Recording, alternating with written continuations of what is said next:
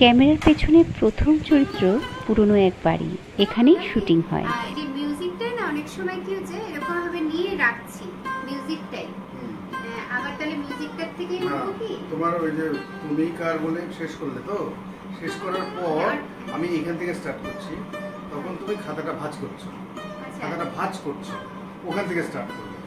আচ্ছা, মিউজিক থেকেই আবার আমি খাতা ভাঁজ করছি, তাই তো?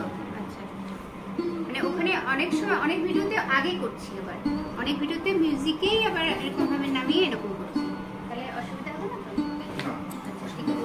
তুমি লিখছিলে তো, পরেরটাতে যেহেতু আমরা চেঞ্জ করছি, তুমি জাস্ট ওটা টাইম গ্যাপ একটা হচ্ছে, তুমি খাতাটা বন্ধ করছো, এখান থেকে স্টার্ট করবে, ঠিক আছে? খাতাটা রেখে দাও আগে। ওই লেখা থেকে আমি খাতা বন্ধ করছি, লাস্ট শুধু লেখাটা থেকে তুমি একবার দেখো, তারপরে নামলাম। খাতার সামনেটা দেখা যাচ্ছে, ওটাই ঢাকার চেষ্টা করছি। একটা সাদা কাগজ পেলে একটু মলাটি দিয়ে দিতে হবে। সাদা কাগজ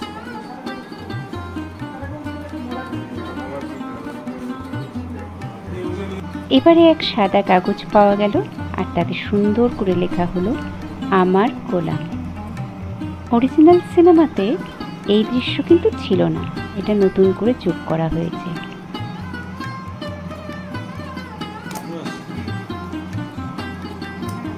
ওগো সুন্দরও জানো নাকি, এই ছিল গান। এটাকে নতুনভাবে আমরা পিকচারাইজেশন করেছি এবং তুলনামূলক শুটিংটা যখন শুরু হলো ভালোই করেছিলাম আমি, মানে আমার মনে হয়েছিল, কিন্তু আলটিমেটলি এই দৃশ্যটি নেওয়া যায়নি, তাই আমার বেশ মন খারাপ হয়েছে। কারণ আবার নতুনভাবে শ্যুটটা করা, আবার হয়তো ওই মুডটাই আসবে না, কিন্তু পারমিতা দি সুন্দর করে সবটা খুব গুছিয়ে আমাকে বলে দিয়েছে। উনি হলো দাদা, মানে এখানে যে ডিরেক্টর সুব্রত কর, তার মানে ইনস্ট্রাকশন দিচ্ছিলেন আমাকে কিভাবে কি করা যায়, কিভাবে শ্যুটটা করবে, কিভাবে দৃশ্যটি নেওয়া যাবে, সবটাই খুব সুন্দর করে বোঝাচ্ছিলেন। এখানে নিবে, আগে নিল, তারপরে হেঁটে এখানে গিয়ে ঘুরে এরকম হয়ে আবার এরকম বসা হবে, গান শুরু হবে, এরকম ভাবে এটা টাইমিংটা করতে হবে। পরের স্ট্যান্ডার্ডে কিন্তু এমনি বসে হবে। তুই মিউজিকটা একটু দাও।